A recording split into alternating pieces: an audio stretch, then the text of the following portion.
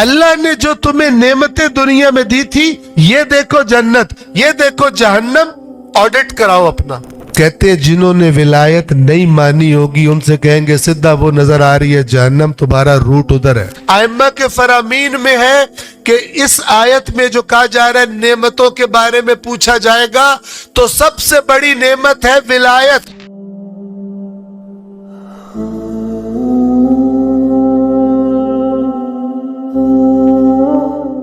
آپ سنتے رہتے ہیں سورۃ التکاثر کی آخری آیت، الہاکم التکاثر حتی زرتم المقابر، اس کی آخری آیت جب اللہ فرماتا ہے تم حتماً جہنم کو دیکھو گے، یعنی تم سارے کے سارے، تم سب نے بلا استثناء جہنم کو دیکھنا ہے، تمہارے سامنے لائی جائے گی۔ آخری آیت کی ہے ثم لتسألن یومئذ عن النعیم، پھر جب یہ سب ہو جائے گا تو لتسألن، ضرور تم سے سوال کیا جائے گا، تم سے پوچھا جائے گا، تمہارا آڈٹ کیا جائے گا۔ کس کے بارے میں پوچھا جائے گا؟ عن النعیم، نعمتوں کے بارے میں۔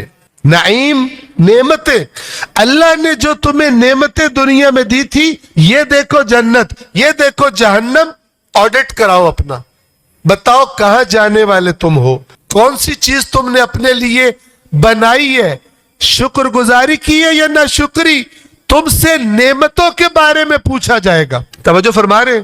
اب یہاں پر کئی خطبہ اپنوں کو ذرا خوش کر دیتے ہیں، کرنا بھی چاہیے، نو پرابلم، لیکن آدھی بات کر کے گزرنا نہیں چاہیے۔ خوش کیسے کرتے ہیں؟ کہتے ہیں ائمہ کے فرامین میں ہے کہ اس آیت میں جو کہا جا رہا ہے نعمتوں کے بارے میں پوچھا جائے گا، تو سب سے بڑی نعمت ہے ولایت۔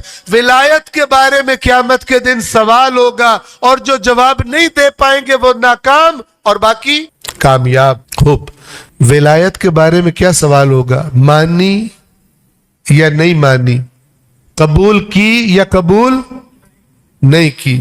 خطیب عام طور پہ کیا کرتے ہیں؟ کہتے ہیں جنہوں نے ولایت نہیں مانی ہوگی ان سے کہیں گے سدھا وہ نظر آ رہی ہے جہنم، تمہارا روٹ ادھر ہے۔ دوسری سائیڈ کی بات ہی نہیں بتاتے، جنہوں نے مانی تھی ان کو کیا کہیں گے۔ سوال نہ ماننے والوں سے بھی ہوگا اور سوال ماننے والوں سے بھی۔ یہ نعمت تمہاری طرف بھیجی، کچھ لوگوں نے قبول ہی نہیں کی، پہلے تم بتاؤ تم نے قبول کیوں نہیں کی؟ توجہ فرما رہے ہیں؟ دوسرا کون سا طبقہ؟ جنہوں نے کہا ہمیں یہ نعمت قبول ہے، ان سے کوئی سوال نہیں ہوگا، ان سے سوال ہوگا کہ یہ نعمت جو تمہیں ملی تھی، اس نعمت نے تمہارے اندر کیا تبدیلی پیدا کی جو ان میں نہیں پیدا ہوئی جنہوں نے نعمت ولایت کو قبول؟ کیا فرق تھا تمہارے اور ان کی زندگیوں میں؟ کہ صرف اتنا ہی کہ ہم مانتے ہیں وہ نہیں مانتے، باقی کاموں میں اکٹھے ہی تھے۔ قرآن مجید کی نصوص ہے کہ تمام نعمتوں کے بارے میں اللہ تعالیٰ کی بارگاہ میں حساب دینا پڑے گا، چونکہ چیزیں تھی اس کی۔